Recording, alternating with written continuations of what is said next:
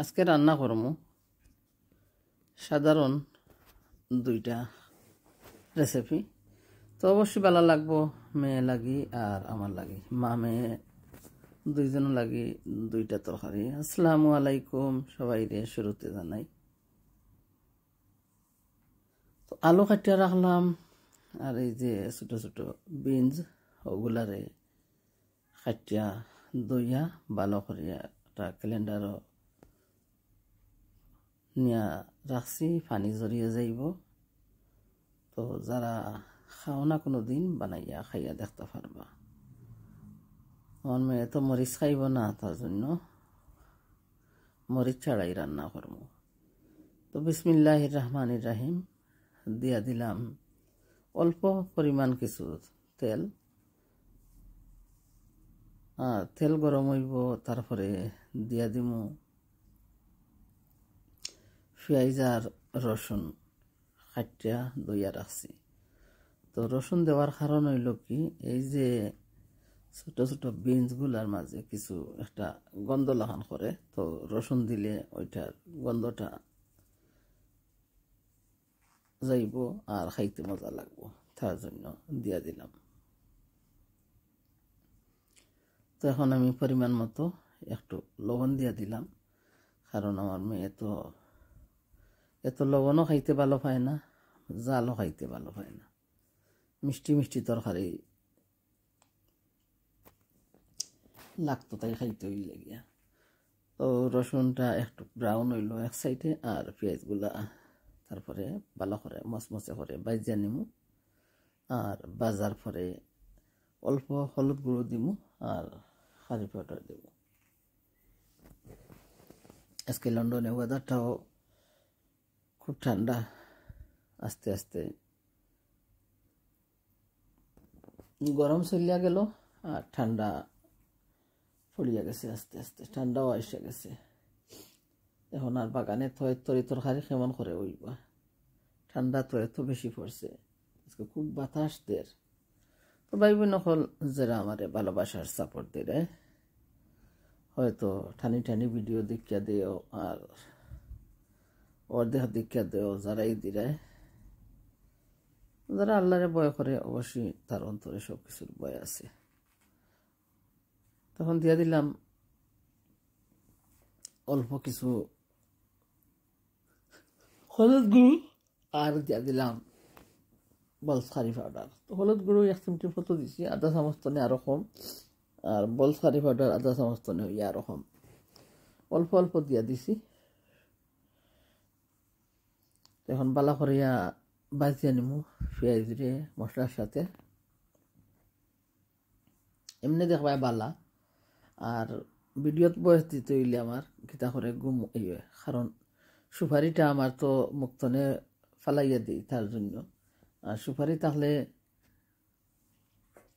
বয়স দিতে কেউ বুঝে না, আমার মা তেমনি বুঝে না, গ্রামের মাইয়া। তো দেখাই নি, এখন আস্তে আস্তে মশলাটা ভালো করে খসিয়ে নিছি, বিরান করিয়া নিছি আর কি। আর তারপরে এই যে বিনসগুলা এখন কি করবো, আলু আর বিনসে এখন ডাইলিয়া দিব ফানোর মাঝে, পানি জড়িয়ে গেছে। তো কইবা কিলা লাগলো, আসলে মরিচ দিলে হয়তো মজা লাগতো, কি করবো, মেয়ে তো খাইতো না, তার জন্য। আর আমি বাজি আর শাকে তো পছন্দ করি না, জানি না কিসের জন্য। বাজি আর শাকের সাথে আমার এত ফ্যামিলিটি নাই। খাই শাক, না খাই না, হঠাৎ শিমের বিচি দিয়া যদি বাজ দিয়া শাক, শিমের বিচিরে বাজ দিয়া যদি কিছু বানানি হয়, আসলে আমার পছন্দ। শিমের শুকনা বিচিরে বাজ দিয়া যদি শাক রান্না হয়, আর নালি শাক খাই, ফাট শাক জানে। আর বাজি এত পছন্দ নাই, তো মাঝে মধ্যে কেরালা বাজি একটু খাই। তখন কি করলাম, লাড়াছাড়া করিয়া ডাকনা দিয়া ডাকিয়া রাখি, আর একটু খসিয়ে যাক, মজিয়ে যাক। এখনো শক্ত রইয়া গেছে, তা আবারও একটু নাড়াছাড়া করিয়া কি করবো, ডাকনা দিয়া আর বারো ডাকিয়া রাখবো।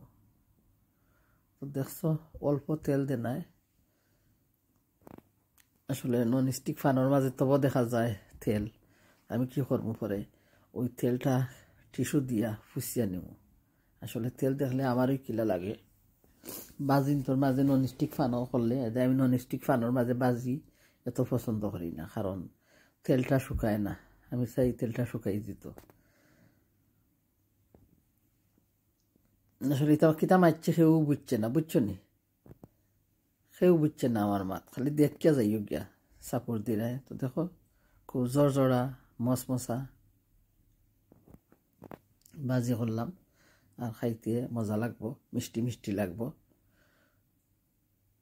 হইয়া গেছে, এখন আস্তে আস্তে বন্ধ করিয়া দেবো। দেখায়নি নন স্টিক ফানো লাগের ফানোর মাঝে তেল আছে, তো ওগুলার টিস্যু দিয়া ভালো করে ফুসিয়া নিলে তেল থাকতো না। তো টিস্যু দিয়া ভালো করে ফানোর সাইড অকল ফুসি লিমু, আর তেল টিস্যুর মাঝে উঠিয়া যাইব।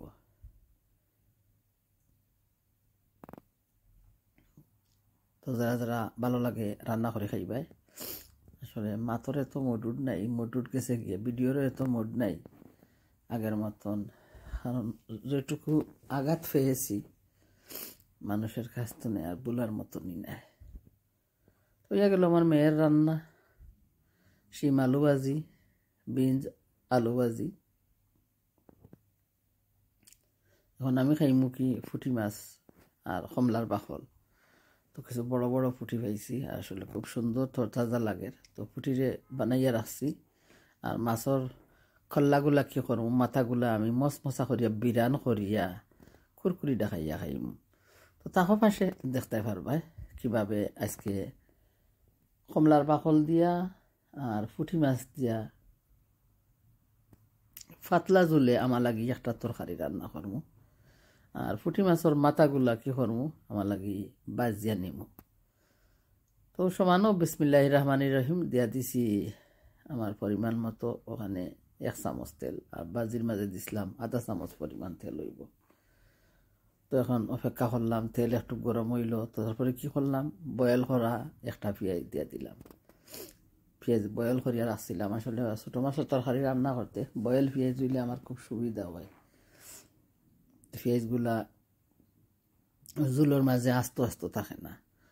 তো লবণ দিয়া দিলাম 4 চামচে 1 চামচ, কারণ তারপরে আরও দিয়া দিলাম অল্প কিছু, যে অল্প লবণ আছে। পেঁয়াজ জাল যে সময় দিছিলাম, পেঁয়াজ যে সময় বয়েল করছিলাম, পেঁয়াজ বয়েলের মাঝে কিছু লবণ দেওয়া ছিল, তার জন্য 1.5 স্পুন লবণ দিয়ে দিছি 4 চামচে। আর এখন ভালো করে পেঁয়াজটারে খসিয়ে নিমু তেলের সাথে। একটু ভাজা ভাজা হইলে আরও পেঁয়াজটা নরম হইয়া যাইব সকাল। আর তারপরে কি করবো, মশলা দিলাইম। মশলা কিতা দিব অবশ্যই সবাই তো জানেন আমি মশলা কি দিই। তো দিয়া দিলাম আধা চামচ পরিমাণ হলুদ গুঁড়ো। হলুদ গুঁড়ো দেওয়ার পরে দিয়া দিব মরিচ গুঁড়ো 4 চামচে 1 চামচ পরিমাণ। আর দিব কি বলস কারি পাউডার 4 চামচে 1 চামচ। তো ওগুলা দেওয়ার পরে ভালো করে মশলাটারে একটু কষিয়ে নিব। আর কমলার বাকল দইয়া এড করবো, একটু পানি দিই, পানি দিয়া মশলাটারে আরও কিছু সময় কষিয়ে নিই। তো যদি কারো ভালো লাগে কমলার বাকল দিয়া পুঁটি মাছ দিয়া রান্না করে খাইতে পারো। খুব মজাদার একটা তরকারি হয়েছে কমলার বাকল। আসলে আমার লাগে মজা লাগছে, সবার কি মুখে মজা লাগবে। আসলে যারা দেশের মানুষ আছে ওরা জানবো তরমুজের কি স্বাদ। আসলে আমি তো সেই গ্রামের মাইয়া, সেই পুকুরে পুঁটি মাছ ধরতাম আর এইভাবে আনা তেলে রান্না করে খাইতাম। তো ওইখানে তেল দেওয়া লাগে, কারণ অনেক দিন পর পুরানা মাছ আর কিছু গন্ধ বাতাসগুলা যাইবা লাগে। বাতাস আর যাইব কিলা বুঝছো নি, কথার মাঝে দেখো কিলা কথা কইলে কিলা লাগে। বাতাস আর ওটা কোথায় পাইলাম, গন্ধ যাইবা লাগে আর কি। বাতাস আর ওখান কোনো মাছের ভিতরে হামাইব আইয়া। তো আমার মা তো লাগিয়া অবশ্যই বুঝতে পারবাই, অল্প বয়সের শৌখিনা চুরি। আর ইউটিউবে আইয়া আমার মনটা হয়ে গেছে চুরি। তখন কমলার বাকল দিয়া কি করছি দেখায়নি, একটু নাড়াচাড়া করিয়া তো পানি দিলাম একটু। আর ডাহনা দিয়া কিছু সময় লাগে ডাকিয়া রাখবো আর পুঁটি মাছগুলা লবণ দিয়া সুন্দর করে দইয়া নিব। তো কমলার বাকল যে সময় একটু খসিয়ে যাইব তারপরে আইয়া আসিয়া কি করবো, আইয়া নাই আইয়া দা কি থাকবো তো আসিয়া পুঁটি মাছগুলা ডাইলা দিলাম। তো দেখছো নি কত সুন্দর পুঁটি লাগে, বড় বড় পুঁটি গা। আসলে তবুও আমি ভয় পাই, গোসা লাগিয়ে দিব, বুঝছো না। আর এখন ভালো করে একটু নাড়াচাড়া করিয়া ডাকনা দিয়া কিছু সময় লাগি ডাকিয়া রাখবো। আর তারপরে একটু কি দিমু, বাঁহর পাতা, কাঁচামরিচ, তারপরে পরিমাণ মতো জোল দিমু। আর জোল দিয়া